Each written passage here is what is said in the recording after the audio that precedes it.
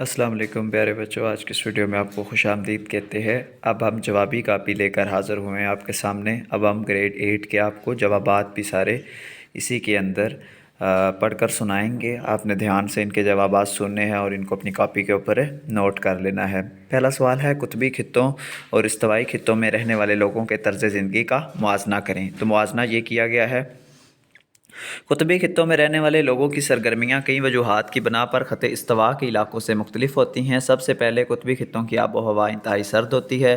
طویل سردیوں اور مختصر گرمیوں کے ساتھ کھیتی باڑی اور زراعت جیسی سرگرمیوں کو چیلنج بناتی ہیں۔ اس کے برعکس خط استوا کے علاقوں میں گرم آب و ہوا جو سال بھر کاشتکاری اور زرعی سرگرمیوں کی اجازت دیتی ہے۔ دوم، قطبی علاقوں میں دستیاب جنگلی حیات اور قدرتی وسائل خط استوا کے علاقوں سے مختلف ہیں، جو وہاں کے باشندوں کی روزی روٹی کو متاثر کرتی ہیں۔ تیسرا، قطبی علاقے برف میں مچھلی پکڑنے، شکار کرنے اور کتوں کی سلیڈنگ جیسے سرگرمیوں کے لیے مشہور ہیں، جو عام طور پر خط استوا میں نہیں پائی جاتی۔ آخر میں، قطبی خطوں کے لوگوں کے ثقافتی طریقوں اور روایات کو ان کے منفرد ماحول سے متاثر کیا جا سکتا ہے، جس کی وجہ سے خط استوا کے علاقوں کے مقابلے میں مختلف رسوم و رواج اور زندگی گزارنے کے طریقے ہوتے ہیں۔ تو یہ اس کا جواب ہے، یہ آپ نوٹ کر لیں، اس کا اسکرین شاٹ لے لیں۔ اب ہم اگلے سوال کی جانب بڑھتے ہیں۔ کراچی کی آب و ہوا کو متاثر کرنے والے حاری گردبار پر مختصر نوٹ لکھیں۔ تو اس کا جواب ہے، بحیرہ عرب بحر ہند کا ایک حصہ ہے اور یہاں گردباد بہت کم آتی ہے۔ بحیرہ عرب میں گردباد بننے کا وقت وسط مئی سے وسط جولائی کے درمیان اور پھر اکتوبر کے مہینے میں ہوتا ہے۔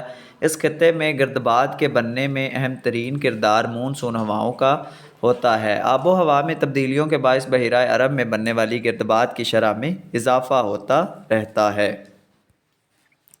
سوال نمبر 12 کا پہلا سوال تھا ہمارے پاس، صنعت کاری پر نوٹ لکھیں۔ تو اس کا جواب ہے، صنعت کاری وہ عمل ہے جس کے ذریعے سے معیشت کو زرعی معیشت سے صنعتی معیشت میں تبدیل کیا جا سکتا ہے۔ انفرادی دستی مزدوری کی جگہ اکثر مشینی بڑے پیمانے پر پیداوار لی جاتی ہے۔ یہ انسانی سرگرمیوں کا ایک بڑا میدان ہے۔ اس عمل میں لوگ مشینوں اور اوزاروں کے ذریعے مختلف عمل کے ذریعے خام مال کو مفید تیار شدہ مال میں تبدیل کرتے ہیں۔ خام مال کو تیار شدہ اشیاء میں تبدیل کرنے کے لیے مختلف انسانی سرگرمیاں اور عمل شامل ہیں، جن کو صنعتی منصوبہ بندی کا نظام فراہم کرنے کے لیے ان پٹ اور آؤٹ پٹ کے طور پر گروپ کیا گیا ہے۔ نقل مکانی کی وجوہات بیان کریں۔ امیگریشن ایک ایسا عمل ہے جس کے ذریعے سے افراد مستقل رہائشی یا دوسرے ملک کے شہری بن جاتے ہیں۔ یہ صنعت کاری کی وجہ سے ہوتا ہے، جس میں صنعتی نظام لوگوں کی بڑی تعداد کو ان کے علم اور ہنر کی وجہ سے ملازمت کے لیے راغب کرتا ہے۔ لوگ اپنے معیار زندگی کو بہتر بنانے کے لیے بہتر معاوضے پر ملازمتیں اور سہولیات حاصل کرنے کے لیے صنعتی علاقوں کا رخ کرنا شروع کر دیتے ہیں۔ یہ صورتحال ملک کے اندر ہجرت کا سبب بنتی ہے، جیسے دیہی شہری نقل مکانی، بین الاصوابی نقل مکانی۔ پاکستان سے لوگ مشرق وسطی، امریکہ اور برطانیہ وغیرہ میں ہجرت کرتے ہیں۔ سوال نمبر 13 کا پہلا تھا، انڈین نیشنل کانگریس کے مقاصد کی وضاحت کریں۔ تو انڈین نیشنل کانگریس کے جو مقاصد تھے وہ تھے، ہندوستانیوں میں قومیت کا احساس پیدا کرنا، ہندوستانی عوام کی شکایت کا ازالہ کرنا، ثقافت، سیاست اور اخلاقیات کے شعبوں میں لوگوں کو دوبارہ منظم کرنا، ہندوستانی عوام کی فلاح و بہبود کے لیے کام کرنا۔ انڈین نیشنل کانگریس کے قیام کے بارے میں اے او یوم کے کیا خیالات تھے؟ اے او یوم کا خیال تھا کہ بڑھتی ہوئی سیاسی بے چینی عوام کے معاشی مشکلات اور بڑھتی ہوئی سازشیں 1857 کی جنگ آزادی جیسی صورتحال پیدا کر سکتی ہیں۔ اس لیے ان کا خیال تھا کہ ایک ایسی تنظیم کی ضرورت ہے جس کے ذریعے سے وہ اپنی شکایات کا اظہار کر سکیں، لہٰذا انہوں نے 1855 میں انڈین نیشنل کانگریس قائم کی۔ یہ تھا پہلے ورژن کے آنسر، اور اب ہم بڑھتے ہیں ورژن نمبر 2 کی جانب۔ یہ ہے ورژن نمبر 2۔ اب ہم اس کے بھی اسی طرح 6 سوالات پڑھیں گے، تو آپ نے یہ نوٹ کر لینے ہیں۔ باقی بھی اگر آپ کو سوالات کے جوابات چاہیے تو آپ کمنٹ کریں۔ گلوبل وارمنگ کو کنٹرول کرنے کے لیے قابل تجدید توانائی کے ذرائع کو استعمال میں لانا کیسے مفید ہو سکتا ہے، وضاحت کریں۔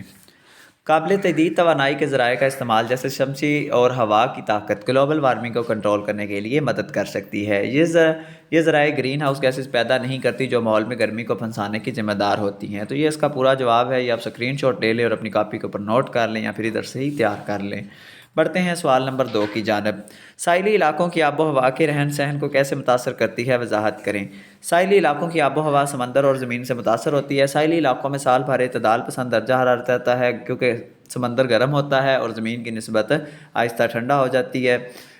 ساحلی علاقوں میں دن کے وقت سمندری ہوائیں اور رات کے وقت زمینی ہوائیں چلتی ہیں تو درجہ حرارت میں نمی کو منظم کرنے میں مدد دیتی ہیں۔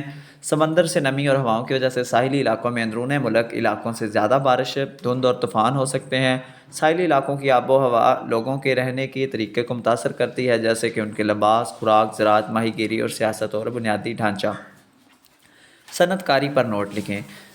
صنعت کاری وہ عمل ہے جس کے ذریعے سے معیشت کو زرعی معیشت میں تبدیل گئی ہے۔ یہ سوال پیچھے رپیٹ ہو گیا ہے، نقل مکانی والا بھی رپیٹ ہو گیا، میں نے اسی ویڈیو کے اندر بتا دیا پیچھے۔ آگے ہے بنگال کی تقسیم کے بعد ہندوؤں کا رد عمل کیا تھا؟ ہندوؤں نے اس تقسیم کی مخالفت کی۔ 1905 میں انہوں نے کلکتہ میں ایک بہت بڑی ریلی نکالی اور تقسیم کی مخالفت کرتے اور سودیشی تحریک شروع کرنے کا اہم فیصلہ کیا۔ اس کا مقصد برطانوی مصنوعات کا بائیکاٹ اور مقامی مصنوعات کو فروغ دینا تھا۔ تقسیم بنگال کے بعد مسلمانوں کے رد عمل پر روشنی ڈالیں۔ اس تقسیم پر مسلمان بہت خوش ہوئے کیونکہ مسلمانوں کو ترقی کا موقع ملا، اس لیے مسلمانوں نے سودیشی تحریک میں حصہ لینے سے انکار کر دیا۔ ہندوؤں نے مختلف حربے کھیل لگا کر مسلمانوں کو اس تحریک میں شامل ہونے پر مجبور کیا۔ ہندو نوجوانوں نے انگریزوں کے ساتھ مسلمانوں پر حملہ کرنا بھی شروع کر دیا۔ تو بچوں یہ تھی آپ کی آنسر کی۔ اب یقیناً آپ کو ان سوالات کی سمجھ آ گئی ہوگی، اور معروضی سوالات کے لیے آپ میری پچھلی ویڈیو دیکھ سکتے ہیں، وہ بھی اسی چینل پر اپلوڈ کر دی گئی ہے۔ ملتے ہیں نئے ویڈیو میں، تب تک کے لیے اللہ حافظ۔